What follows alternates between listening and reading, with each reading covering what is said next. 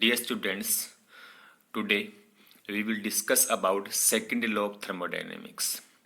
Before discussing second law of thermodynamics, first we will discuss about limitations of first law of thermodynamics. There are two limitations of first law of thermodynamics.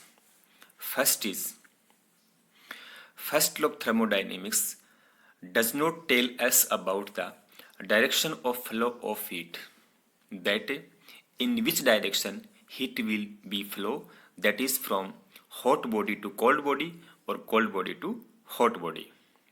Second limitation is, first law of thermodynamics does not tell us that in given conditions the given process will take place or not, that is the process will be spontaneous or feasible. A new term introduced here is spontaneous process. Now we know about the meaning of the spontaneous process. Let us consider the two processes. First is dissolution of sugar in water at room temperature. Second is burning of coal in air or oxygen.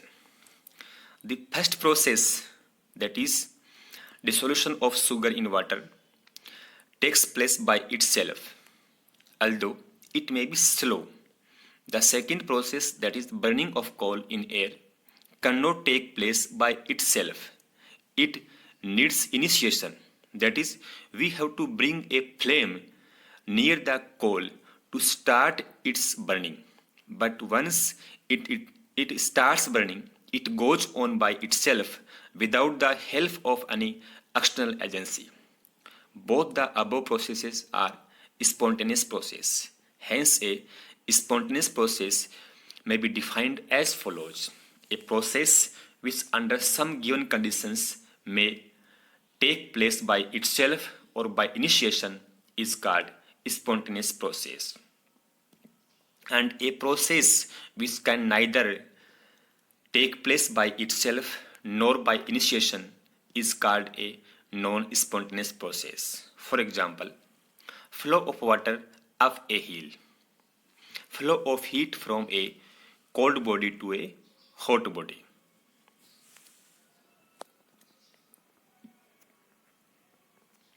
After this, we will discuss about different statement of the second law of thermodynamics. To understand the most common statement of the second law of thermodynamics, let us reconsider the spontaneous process such as cooling down of a cup of tea, spreading of a drop of ink in water, mixing of two gases, flow of water down a hill. We know that once a cup of tea has cooled down to room temperature, it cannot become hot by itself. Similarly, the ink cannot separate out from water by itself, or the gases after mixing cannot separate out spontaneously, or water cannot go up hill spontaneously. In other words, the above process cannot take place in the reverse direction.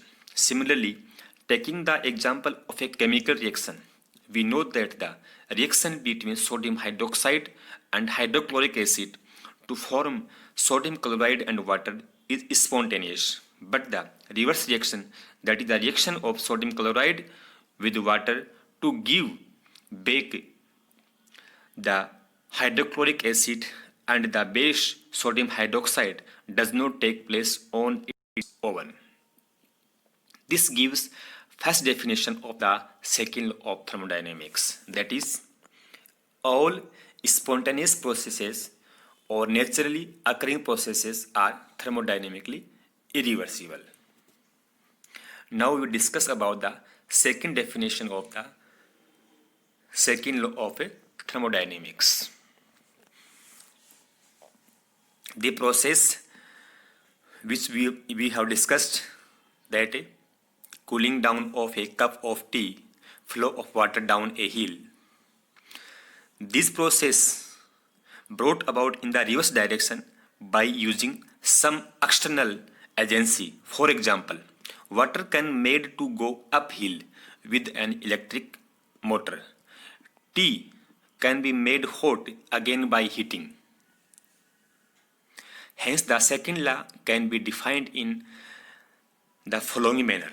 That is, without the help of an external agency, a spontaneous process cannot be reversed.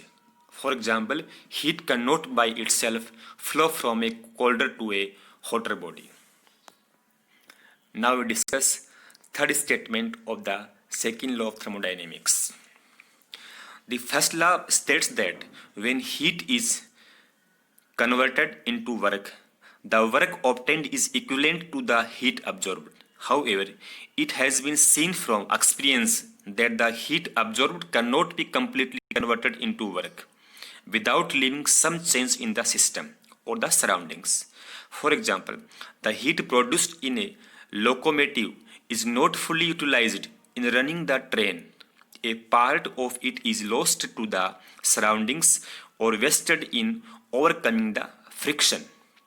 Hence, the second law is also stated as follows. The complete conversion of heat into work is impossible without leaving some effect elsewhere.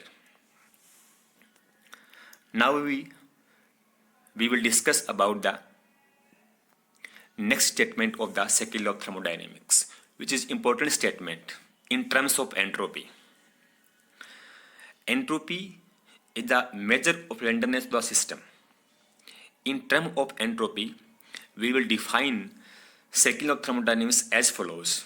The entropy of the universe is continuously increasing.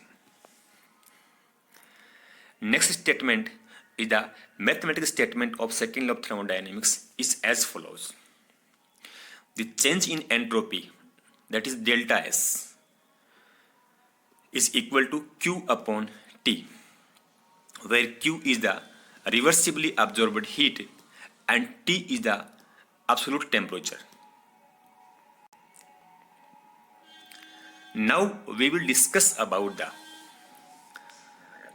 combined statement of first and second law of thermodynamics. The statement is as follows. The energy of the universe is constant. This statement is obtained from the first law of thermodynamics. Whereas the entropy of the universe is continuously increasing and tends to a maximum. This statement is obtained from the second law of thermodynamics.